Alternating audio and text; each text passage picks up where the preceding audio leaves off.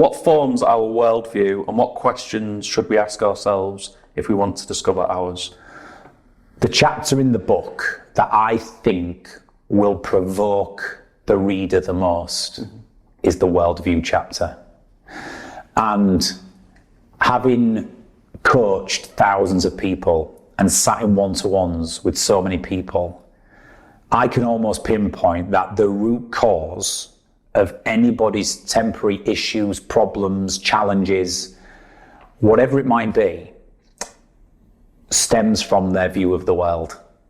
So what is a worldview?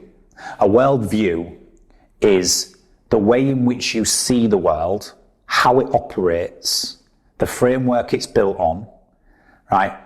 And the second part of the worldview is to what degree you agree with that.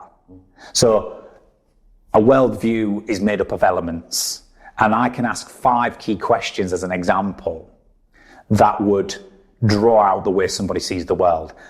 I mean, we get deep with this, Tom. The first big question that will form your worldview is, how do you believe the world was created?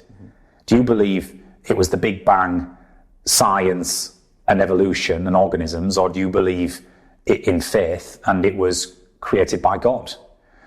And the reason that question is important is because depending on what you fundamentally believe, and some people believe in a mixture of the two, but depending on what you believe, starts to form the way you see the world that you operate within. Like if you fundamentally believe it was organic through science, Big Bang and evolution, then already the way you operate within the world is going to be massively different to if you think that it was created by God and you're a religious person and you follow that faith. That's going to send you in 2 completely different directions from the outset. And then there's things like political standpoints. Do you believe in capitalism and governments and rules and governance, or do you believe more in socialism and that we should all be equal and we should look after everybody on the planet and there should be no power in the world and the rich and powerful shouldn't exist? You know, depending on which side of the fence you sit on there will also govern the way you operate within the world and form your views and the way you act and react to situations. What are your values and motivations in life? What happens to us when we die? Is there something after this, or are we just an organism who dies off? These might seem really deep fundamental questions, and you can take the T2 Worldview survey, which asks you a lot of questions in these types of areas, and it will come out with the elements that you score highly on. So for example, I score highly in my testing of worldview on humanism. So I believe in science, the Big Bang and evolution as to how the world was created. I score highly on individualism. So I believe that I control what I do in the world.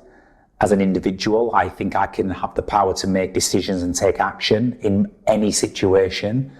I definitely have thought long and hard over my life around the system of the world. Capitalism is something that has always existed. It's something that actually does make the world produce and tick, in my opinion. I don't think we've found a better system yet. So instead of resenting it or being for it, I just operate within it and say, right, what is the way I'm going to succeed within a system of capitalism? So I look at all these things and I'm very clear. I'm an optimist, so I score highly on optimism. I'm not pessimism. So I believe that there's always a way and that we can do things and you can achieve anything you want to. So I score on all these things. Now what that says to me is that I've got a worldview that is largely aligned with the reality of the way the world works. Now that is not right or wrong, that's just the way I see it. So if I'm more aligned, then I focus my energy and efforts on how I'm going to live and operate within that system.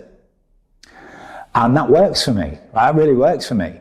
But if you had a worldview that was collectivism, not individualism, where you believe everything should be done for the good of all, then the reality of the way the world works is not in complete alignment with that element of your worldview. So it can cause frustration, ill feeling, resentment, right? It could trigger you every single day when other people are not displaying collectivism, right? Yeah. And so the worldview is really important, and I would encourage people watching this to take the test. Read the book first and then take the test, because it will give you at a fundamental level the way you see the world, the way you believe it was created, the way you believe it's operated. To what degree you agree with that? That's a really important question, because you might see the world working in a certain way and you might completely disagree with it, which means you are potentially going to be triggered, challenged, and in threat state every single day, which is a really important point I make in the book. And it's worth saying that there's no right or wrong with worldview. You view the world in a way because of some fundamental reasons: your nature, your nurture, your upbringing, your religious beliefs or your scientific beliefs, your moral positions. You view the world in a certain way. There's no right or wrong. But what I'm asking readers to do is reflect on what yours is and ask yourself the question, is it serving you well? And if it is, good. And if it's not, what tweaks can you make, or how can you rethink and reposition some of these elements so it does serve you well? And there's always tweaks we can make. So if that explains it, I think it will be the most provocative part of the book, but I think it's an essential part that people need to connect with. What is the way I view the world? And to what degree do I agree with it? And is it serving me well?